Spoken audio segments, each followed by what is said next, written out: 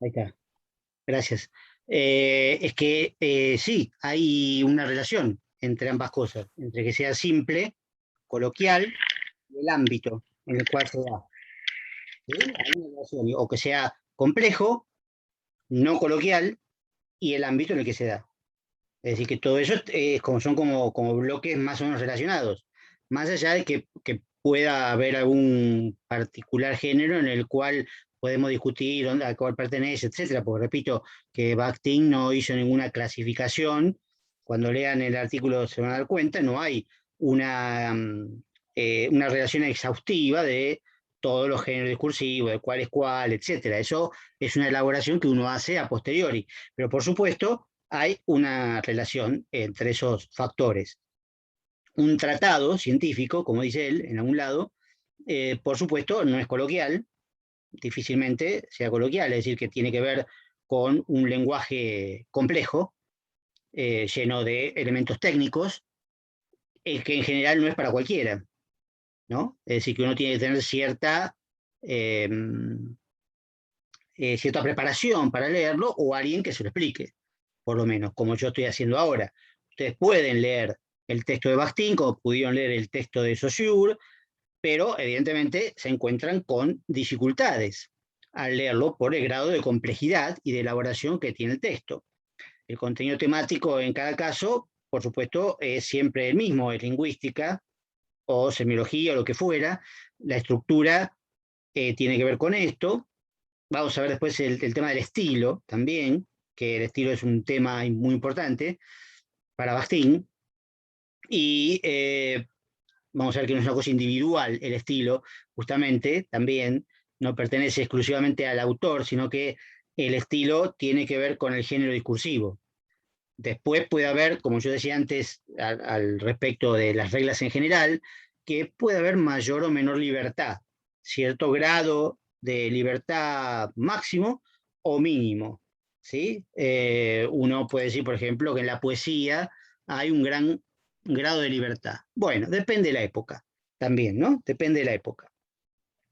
Pero puede haber un grado de libertad que no hay en otro tipo de género discursivo, donde obviamente uno está mucho más constreñido por las reglas, ¿no? De estructura, de contenido, etcétera, como es el caso de una clase como esta o de un examen, etcétera, que obviamente todos nos ceñimos a un contenido determinado y seguimos más o menos implícitamente una serie de reglas que incluso son también reglas de conducta. También. Ahora, yo mencioné en un momento dado la lengua o el lenguaje, porque Bakhtin no hace la distinción propia de eso. Yo en cierto sentido también la hace, pero vamos a ver de qué manera. Pero podemos hablar de lenguaje. ¿Qué pasa? Uno aprende la lengua o el lenguaje, según Bakhtin, la aprende junto con los géneros discursivos.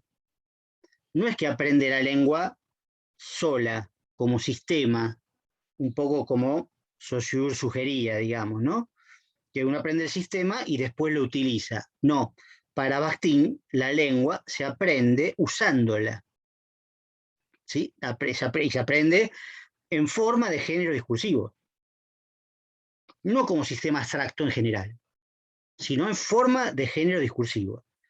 Como yo decía antes, bueno, aprendo a dirigirme a mi viejo, o a mi hermano, o a mi mejor amigo, ¿sí? O a mi novia o novio, o después a la maestra, después a mi jefe. Es decir, yo voy aprendiendo la lengua a medida que voy aprendiendo géneros discursivos o viceversa, porque es simultáneo, ¿sí? Y esto explica también, de alguna manera, si uno lo piensa un poquito, eh, muchas veces uno aprende, es una manera de decir, en realidad no lo aprende, pero tiene que estudiar idiomas, ¿no? Es antiguo quizá, ojalá lo sea. Pero uno muchas veces aprende una lengua y aprende la lengua como sistema, la lengua extranjera, digo, ¿no? Inglés o lo que sea. Aprende una lengua extranjera como sistema, es decir, sus reglas gramaticales, su vocabulario, etcétera. Y muchas veces pasa que uno cree haber aprendido bastante, va a ese lugar, digamos, donde se habla esa lengua, ¿no? Y resulta que no se puede comunicar bien. Hay algo que falla, ¿sí? Hay algo que falla. Por más que sepa pronunciar bien, que sepa construir bien las frases, hay algo que falla. Se le ríen en la cara o le dicen, no, mira, esto no se dice acá, ¿sí? No, mira, no puedes dirigirte a estas personas, ¿no? Si van a Afganistán, por ejemplo, bueno, más vale que no le hablen a una mujer, ¿no? Bueno, obvio. Pero eso justamente son géneros discursivos. Es decir, uno ha aprendido la lengua aislada de los contextos concretos en los cuales la lengua se utiliza. O sea que en el fondo no ha aprendido la lengua, en sentido de Bakhtin. Es decir, no ha aprendido a comunicarse. ¿Sí? Quizás puede leer, bueno, pasa eso, ¿no? Que muchas veces uno aprende una lengua para leer, como pasa en la facultad. En la facultad muchas veces se aprende la lengua para poder leer bibliografía, ¿sí? Pero no se la aprende en el contexto. Después uno va, este, va a hablar y, bueno, no sabe muy bien qué decir y se va acostumbrando a hablar a medida que, bueno, que está en el lugar y ve o aprende los géneros discursivos propios de ese ámbito en el cual está, que pueden ser parecidos o pueden ser muy distintos, ¿sí? Y donde justamente las sanciones a no seguir las reglas, ¿sí? Puede ser que se rían, ¿sí? O puede ser que lo fusilen, ¿no? O sea, eso existe y son fallas en la comunicación, que incluye, como decía antes, reglas de conducta. Esto es un buen ejemplo para entender un poco lo que plantea Bakhtin. Una cosa es el sistema de la lengua, según Saussure, por ejemplo, y otra cosa es la comunicación concreta, ¿sí? La comunicación es otra cosa completamente distinta, que incluso a veces hasta puede prescindir hasta cierto punto de la gramaticalidad. Eso lo vamos a ver después. Uno puede no ser perfecta la gramaticalidad. El tema es saber cómo comunicarse. Más allá, después, bueno, sí podemos, como decía antes, con respecto a los géneros orales, la ayuda de lo paraverbal, digamos, de la gestualidad, todo eso, sí, por supuesto, existe también. Pero también forma parte de géneros discursivos en los cuales el uso de gestos, ¿sí? Está permitido o no, ayuda o no ayuda a la comunicación, ¿sí? Esto incluso sumando lo que implica las distintas culturas, ¿no? Por ejemplo, las culturas más o menos de origen latino, como las nuestras, que somos más de hacer gestos, ¿no? De tocar, de tener una distancia social más cercana. Bueno, ahora no podemos, pero digamos, somos de estar más cerca, mientras que por ahí unas culturas sajonas no son así. Si uno no se puede acercar tanto al otro, no puede tocarlo, no hacen tantos gestos, no hablan fuerte. Bueno, todo ese tipo de cosas culturales también influyen en los géneros discursivos e influyen básicamente en la comunicación, que es lo que le interesa a Bakhtin. A Bakhtin le interesa cómo se efectúa la comunicación. El principio es, entonces, con géneros discursivos.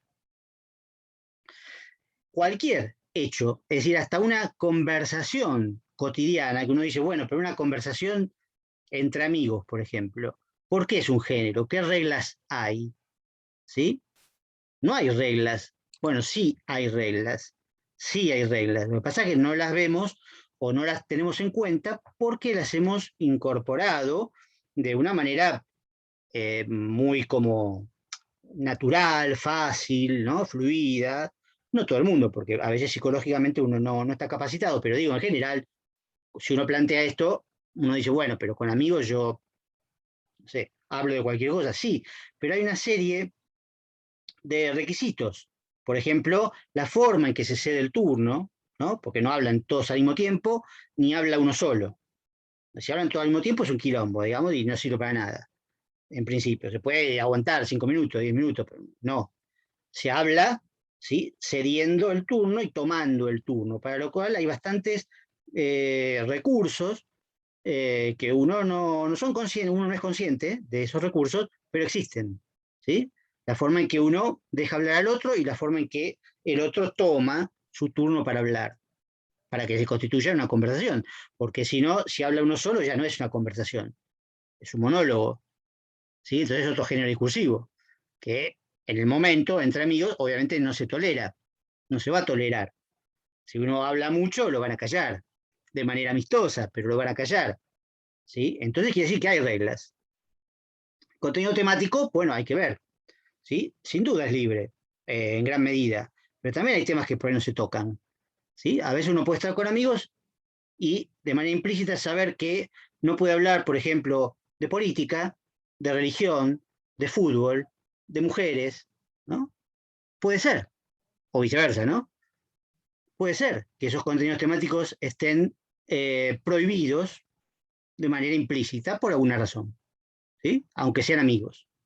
Entonces, quiero decir, aún en los géneros que parecen más libres, que dependen de, qué sé yo, de la voluntad de cada uno, igual hay reglas, ¿sí? Y esas reglas se aprenden, aunque se aprendan de manera inconsciente, de manera involuntaria, por no usar una palabra inconsciente, nos remite al psicoanálisis, no, digamos, subconsciente, involuntaria, espontánea, que uno lo aprende de chico, entonces por ahí no se da cuenta de que lo ha aprendido, pero lo aplica, ¿sí? Lo aplica y en algunos casos puede ser que le hagan notar que no ha aprendido bien eso, puede ser, ¿sí? Ahora, en los géneros secundarios, por supuesto, hay mayor conciencia del aprendizaje, eso desde ya, porque justamente, como bien puso el ejemplo Gonzalo, de estudiar el texto ese de cómo se responde una pregunta de examen,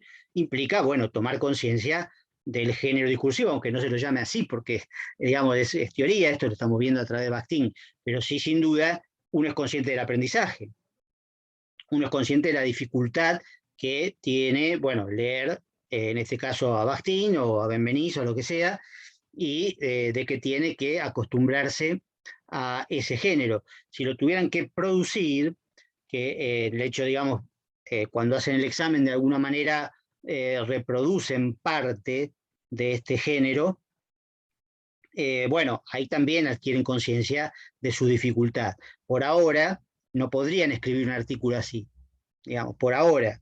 Pero en el futuro, sin duda, a medida que avancen en la carrera y sobre todo cuando se reciban, no solo van a haber aprendido a escribir un artículo científico, sino que además es obligatorio que aprendan a escribir un artículo científico, que tiene reglas muy estrictas, mucho más que incluso que los que están leyendo ahora, porque bueno, digamos, los científicos pueden tener diversos grados, diversos grados de libertad, ¿no? Para escribir artículos, pero ustedes, en la medida en que tengan que estudiar, no.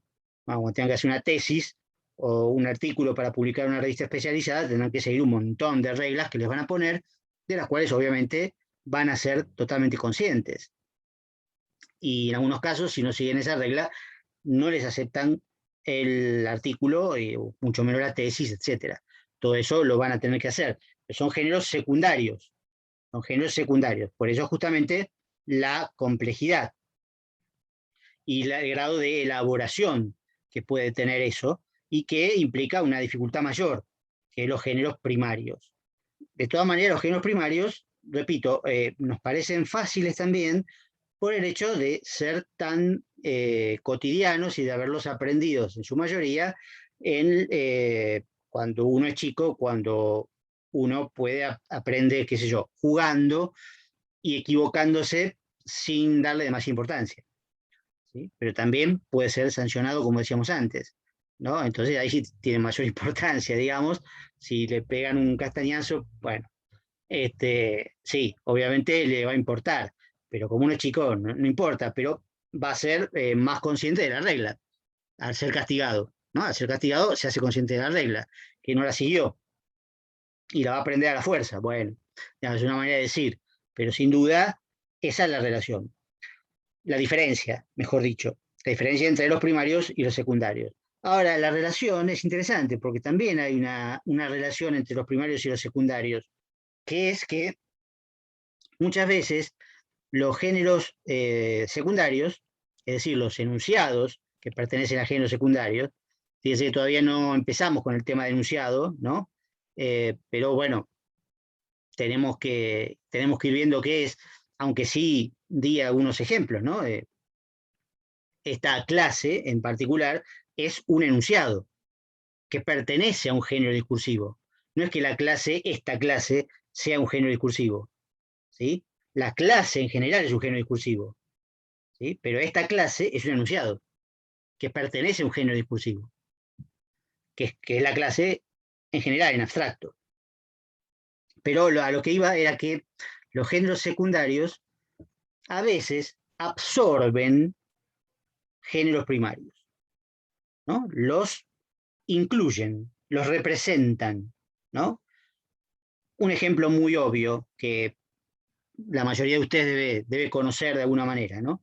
En una novela, por ejemplo, ¿no? En una novela hay diálogos, o suele haber diálogos, puede ser una novela sin diálogos, por supuesto, pero en muchas novelas hay diálogos. Esos diálogos se parecen a conversaciones, ¿sí? No son conversaciones, porque están inventadas por un autor determinado que las puso ahí, pero que adoptó más o menos la forma de un género primario, exterior a la novela, que es la conversación. ¿Sí? Pero no es una, un género primario en sí, es un género primario que está incluido dentro del género secundario y transformado de alguna manera, ¿sí? Pero aprovechado también, absorbido, como dije antes, ¿no? Absorbido. También dentro de una novela puede haber cartas, por ejemplo, ¿no? Puede haber cartas o mensajes de texto. Ya hay novelas hechas con mensajes de texto, con mensajes de WhatsApp. Pero en una época había novelas, por ejemplo, epistolares, que eran novelas hechas toda de carta, ¿no? Toda de carta, como Las relaciones peligrosas, por ejemplo. Todas cartas. Cartas entre personajes, ¿sí? Los personajes estaban inventados. Las cartas también. Esas cartas estaban inventadas. Pero la carta existía como género discursivo primario en ese momento, ¿no? Entonces la novela la absorbía, la incluía, la utilizaba, ¿no? La representaba, la reformulaba, etc. ¿Sí? Eso pasa. ¿Sí? Puede pasar también, por ejemplo, en un tratado científico, por ejemplo, en los que justamente usamos nosotros, ¿no? Los de lingüística, que muchas veces se dan ejemplos, ejemplos tomados de la vida real, pero que pueden ser inventados también, ¿no? Pero pueden ser diálogos, pueden ser ejemplos de enunciados dichos en determinada ocasión. Muchas veces cuando uno estudia lingüística y hace una investigación lingüística, utiliza grabaciones, por ejemplo, ¿no? Grabaciones de intercambios reales y los pone en su artículo como ejemplos. Entonces ahí lo que está haciendo es un enunciado que pertenece a un género secundario, como es el artículo científico, pero que está utilizando fragmentos de géneros primarios, ¿sí? Que pueden ser una conversación o un aviso publicitario, etcétera. Si llegáramos a ver el último artículo, el último tema, creo que no vamos a llegar, pero ahí se ve algo de publicidad y bueno, verían justamente textos científicos, ¿no? Artículos escritos por lingüistas que toman un aviso publicitario, ¿no? Para analizar. El aviso publicitario, por supuesto, es un género primario, ¿sí? No es algo ni elaborado, no es secundario para nada, es un aviso que dice, bueno, use este shampoo o use este polvo para adelgazar, pero analizado dentro de un artículo científico, bueno, ya es otra cosa, ¿sí? Se transforma en otra cosa, deja de ser primario para estar incluido dentro de un enunciado perteneciente a un género secundario. Esto tiene una serie de consecuencias que después la vamos a ver, porque en realidad tenemos que entrar, o que sea en lo poco que nos queda, para ver el tema del enunciado, ¿no? Cómo define Bakhtin el enunciado. O sea, los géneros discursivos están hechos de enunciados, como dice él al principio, relativamente estables, ¿no? Pero ahora tenemos que justamente meternos un poco en qué son los enunciados, porque si no, por más que en los ejemplos de alguna manera haya aparecido, y yo ya lo adelanté antes, digamos, cuando vimos algunos de los temas de Saussure, adelanté que era un enunciado, bueno, ahora tenemos que verlo desde el punto de vista técnico de Bakhtin. Pero, insisto en esto, para Bakhtin, lo de la poesía ya lo expliqué, pero no entiendo bien la pregunta. Lo expliqué ya, la poesía es un género secundario. Si es un género literario, es secundario. ¿Sí? En realidad, cada poema sería un enunciado que pertenece a un género secundario, que sería la poesía en general. Podemos igual subdividir la poesía también en distintos subgéneros de la poesía, ¿no? Pero bueno, no interesa hacer divisiones o clasificaciones. Lo que importa es que, por supuesto, es un género secundario. Y cada poema es un enunciado.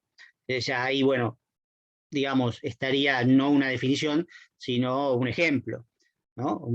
Lo que podría ser una definición ostensible, pero con eso no hacemos nada porque, bueno, tenemos que definir al enunciado de manera teórica, ¿sí? Y Bakhtin da muchas definiciones de enunciado,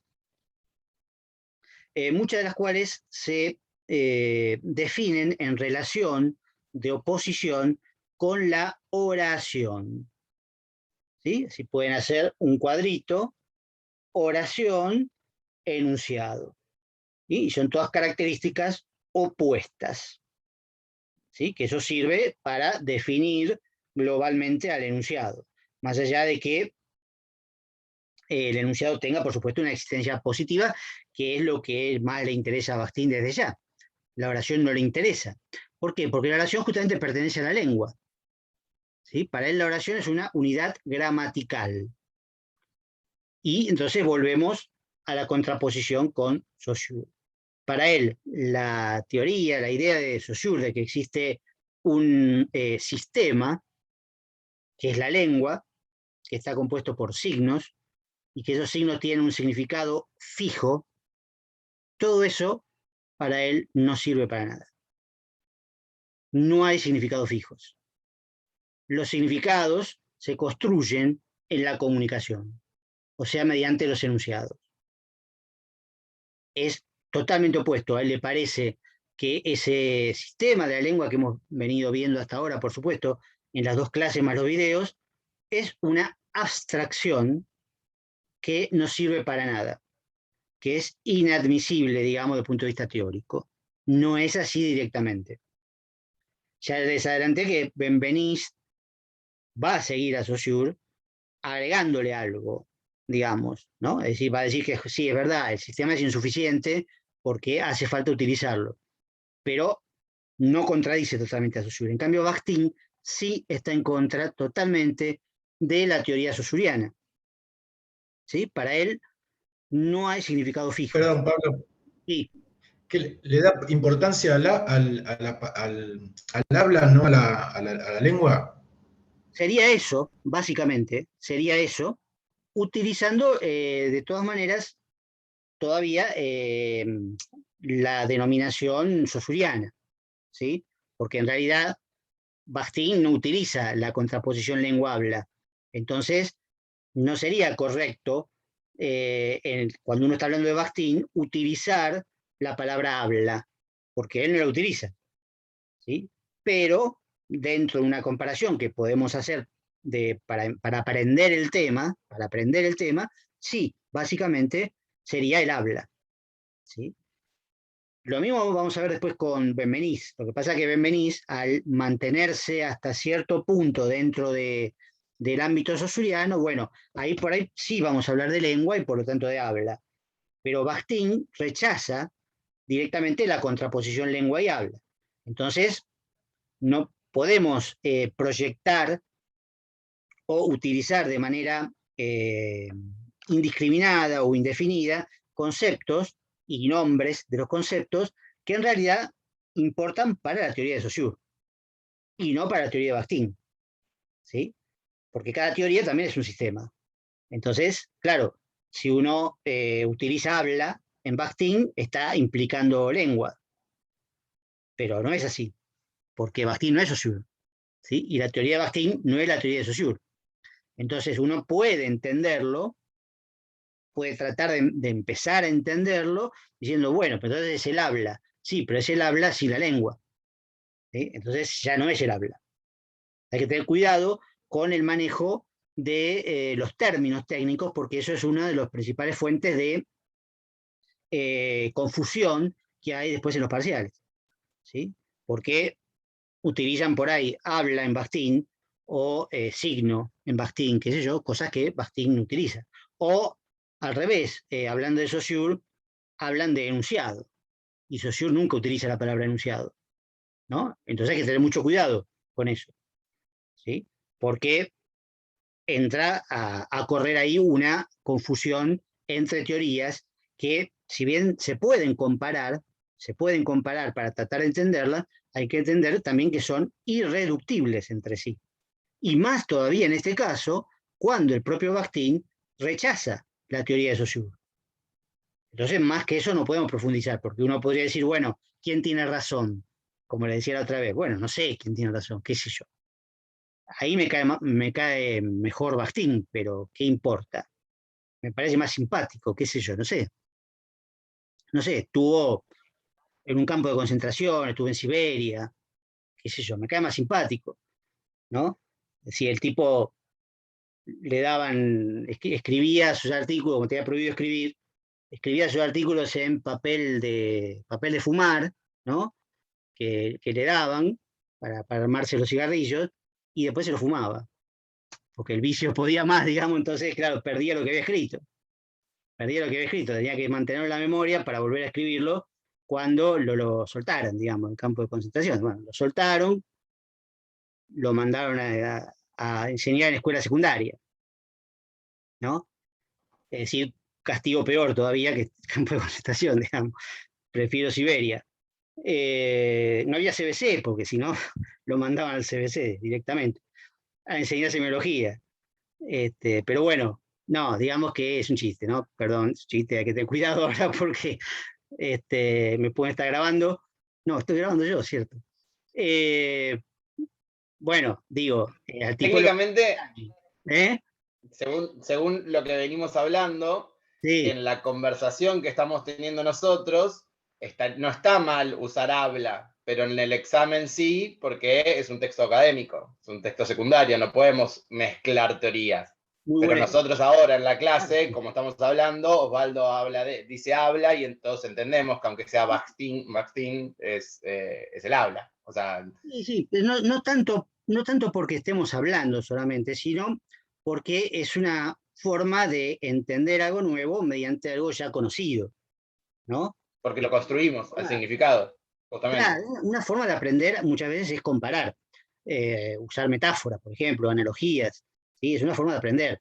Lo que pasa que la metáfora, la analogía, bueno, te puede llevar a entender algo que no es, ¿no? Es como, bueno, admito a llegar un poco tarde, ¿no? Pero bueno, eh, es como decir que, bueno, el átomo es como el sistema solar, con un núcleo y los electrones que van alrededor. Bueno, eso obviamente el átomo no es eso, desde ya hace mucho que no es eso.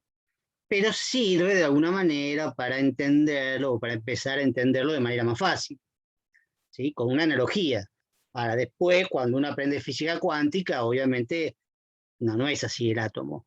Obviamente, tiene que entenderlo de otra manera, con matemática, con pura matemática, O ¿sí? biología, ¿Cómo? o biología. Claro, claro, bueno, digamos, todo se puede aprender mediante analogías o metáforas o lo que fuera, pero después hay que aprender de verdad. Cuanto se va haciendo más compleja el aprendizaje, se aprende las cosas como son y con su propio lenguaje, etcétera, pero uno va de a poco. Entonces, en este caso, uno puede entrar a entender por el hecho de que, bueno, es como si estuviéramos diciendo, Bakhtin le da más importancia al habla. Sí, pero no es lo que él dice. Entonces hay que tener cuidado con eso, ¿sí? Pero si permite entenderlo, sirve.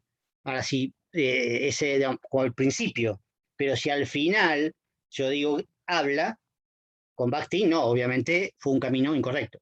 El camino es incorrecto. Me sirve para hacer el camino, pero para llegar a lo que realmente Bakhtin dice, que es la comunicación, en el fondo, no es tampoco tan difícil. Es la comunicación.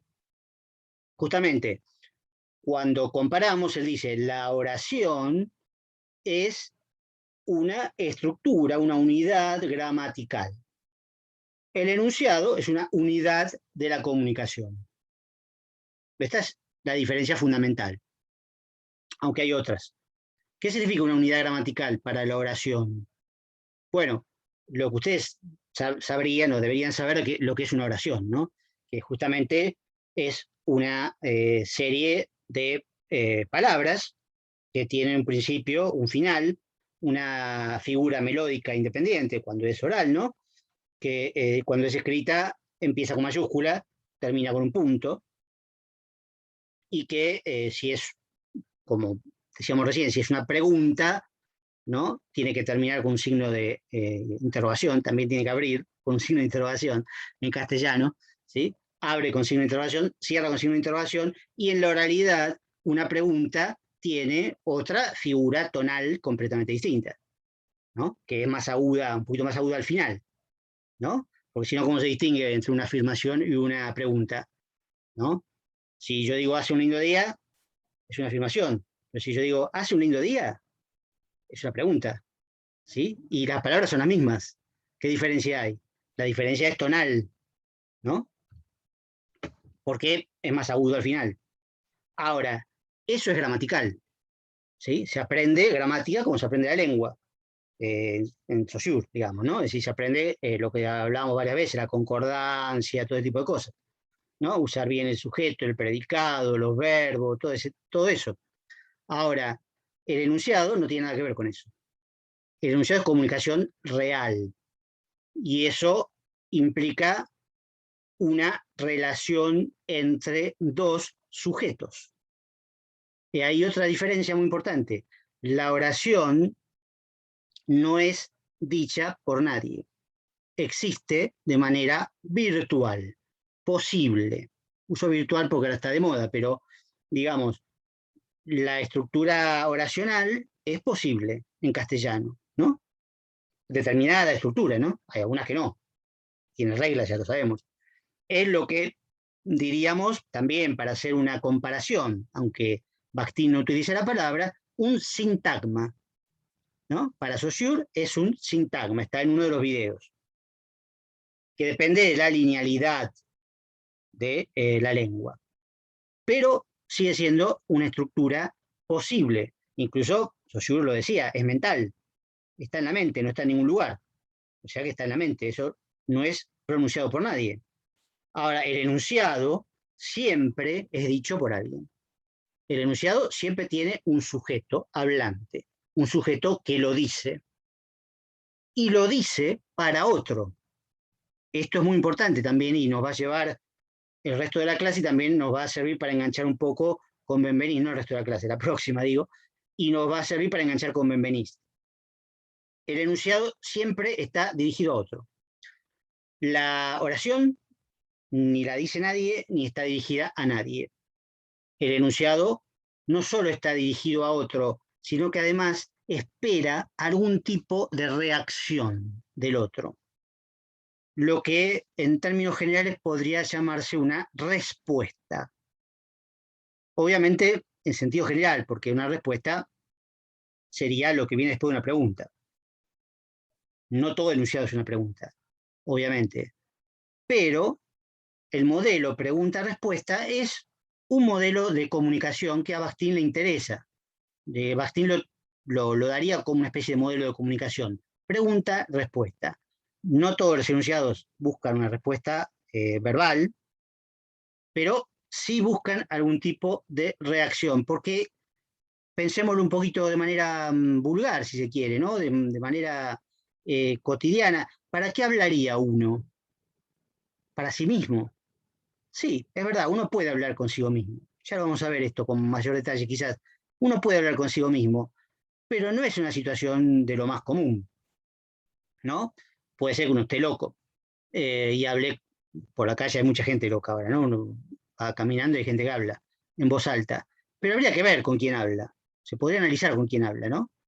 Pero en realidad las situaciones comunes implican que uno habla para alguien, ¿sí? Si no, ¿para qué hablaría? Repito, en general habla para alguien. Y con alguna intención, ¿sí? Con alguna intención, con alguna necesidad, con alguna búsqueda de reacción por parte del otro. Esa reacción puede ser verbal, puede ser una acción, puede ser emotiva, etcétera. Eso por ahí llegamos a verlo con más detalle un poco más adelante, pero en todo caso es una característica del enunciado y, por tanto, de la comunicación, no de la oración. La oración no está dirigida a nadie. La oración, de hecho, para Bakhtin ni siquiera tiene sentido. ¿Sí? Ni siquiera tiene sentido. Fíjense, retomando el ejemplo que di recién, de hace lindo día, no la diferencia entre la afirmación y la pregunta, porque eso sí es una diferencia gramatical. Hay una diferencia gramatical ahí. Pero fíjense si yo digo, hace un lindo día, ¿no? Como hoy, por ejemplo, bueno, que es relativo, por supuesto, al sujeto que lo considera, ¿no? Pero justamente, para profundizar un poquito más, imagínense mañana o pasado, que supuestamente viene la tormenta de Santa Rosa y van a caer cosas de punta, y yo digo, hace un lindo día, ¿sí? Irónicamente, ¿no? O qué lindo día hace, ¿no? Hace un lindo día, pero lo digo irónicamente. ¿Qué pasa ahí? Ahí ya es distinto, ¿sí? Ahí tiene otro sentido el enunciado. La oración es la misma, pero una tiene un sentido recto, ¿sí? Sin ninguna figura, sin ninguna intención doble, mientras que la ironía tiene una doble intención. Dice lo contrario de lo que quiero decir o de lo que realmente opino, ¿sí? Entonces, ¿qué pasa? El sentido cambia completamente. La ironía es un gran ejemplo para ver eso. Cómo cambia en el enunciado, porque la oración puede ser la misma, ¿sí? Pero la ironía me lo cambia completamente.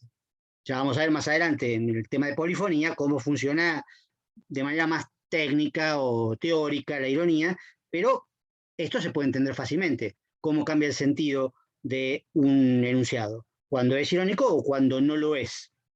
¿Mm? Fíjense otro ejemplo también, antes de que se corte, los diminutivos. ¿Qué significan los diminutivos?